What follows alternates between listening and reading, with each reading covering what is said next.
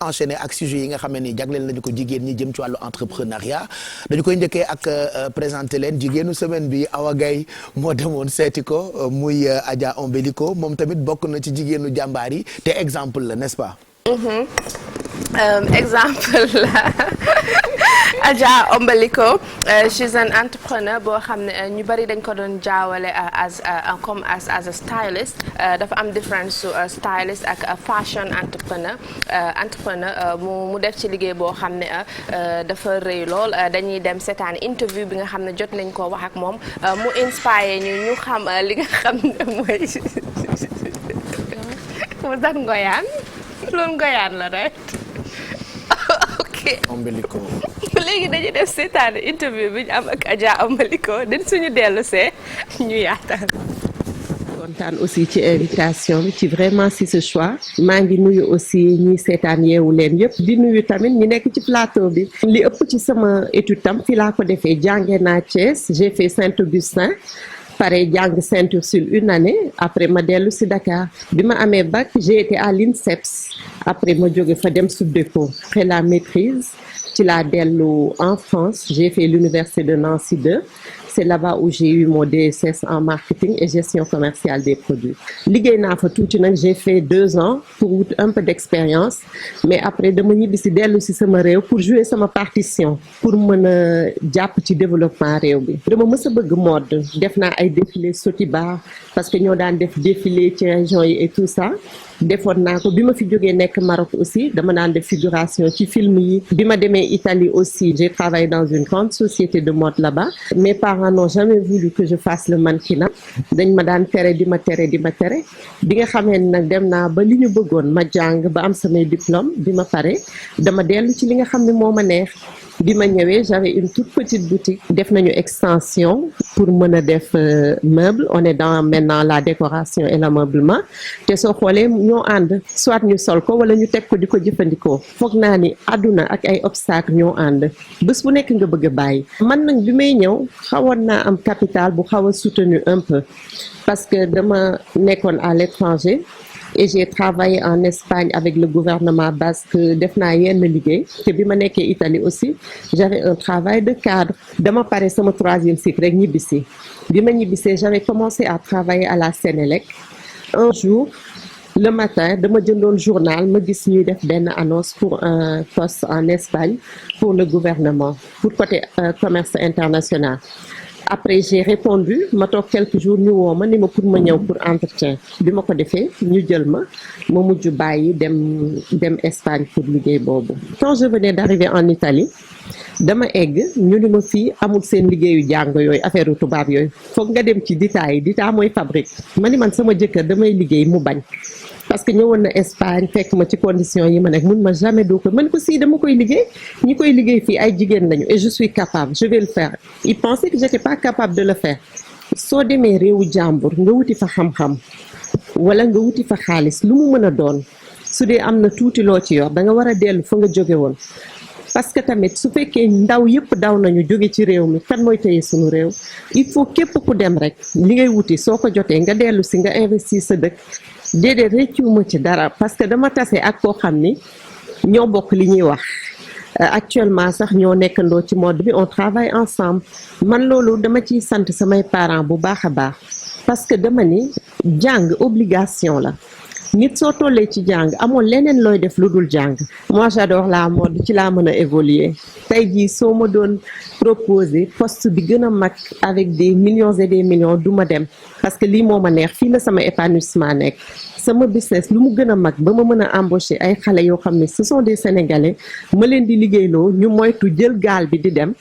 toog ci dëkk bi di liggéey man sama satisfaction loolu rek la ce sont mes objectifs bëgg naa tey ñu teg ay building mode yoo xam ni ak ay usine de production yu mag yoo xam ni képp ku bëgg Afrique référence da ngay ñëw fii man liggéey naa dans la mode en Europe mais nit ki su yegsee ci négoce su yegsee ci boutique bi rek dafay ñëw jënd fay ak kàttam mu dem rapport yooyu amul mais fii li ci doy waar mooy nit yi dañuy leb di leen remercier waa TFM mes partenaires de tous les jours merci Awa. voilà donc Awa nga fekki woon Adja Ombelico mu raconté ñu tuuti histoire am. jàmbaar la en fait moom. jàmbaar la nekk ndax li nga xam ne mooy mode li nga xam ne mooy fashion bu njëkk ba ñi ko daan def maybe duñ daan am benn education background boo xam ne dañ ko daan topp moom nag mu am a very strong education background mu jàng parce que soo déggee si interview bi mi ngi la naan fi mu njëkkee start liggéey mooy fi nga xam ne mooy réewam mooy Senelec bu mu gisee opportunité boo xam ne mun na try na pour ne ok damay try ma tenter chance seet ba xam ndax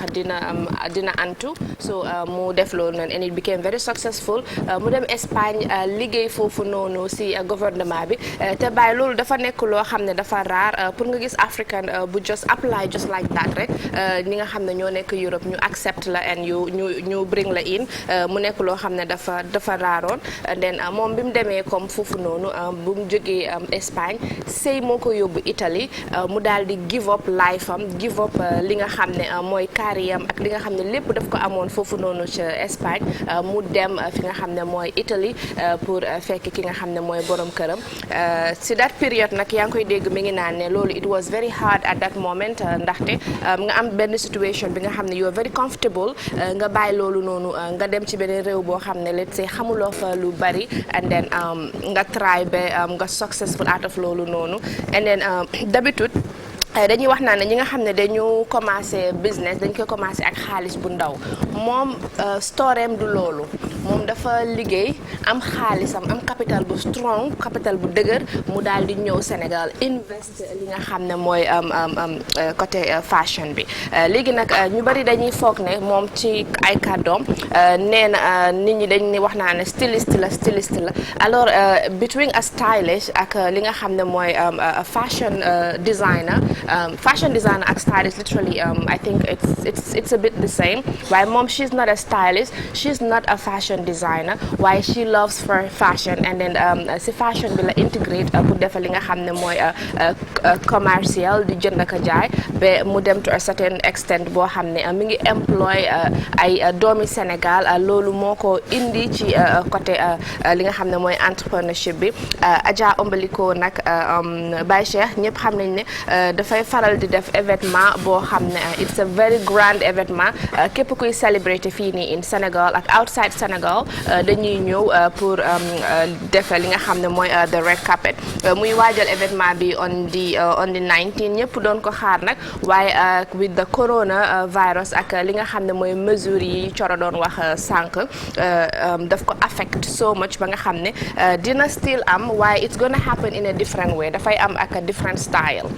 comme d'habitude nit ñi niñ daan ñëwee pour toog jënd ay ticket xool and stuff bi yoon du amee noonu waaye dina still am mu nekk loo xam ne dina ko affect moom ndaxte nee na lii dina doon indi nekk benn income boo xam ne daf doon yokk lum tuuti si réew mi waaye it's affecting réew mi it's affecting business bi ministries yi nag nee na ñoo mën a jàpp ci mooy événement wam moom ak bépp événement bépp actual something lu war a happen in Sénégal ndaxte mois de décembre bi moo nekk période boo xam ne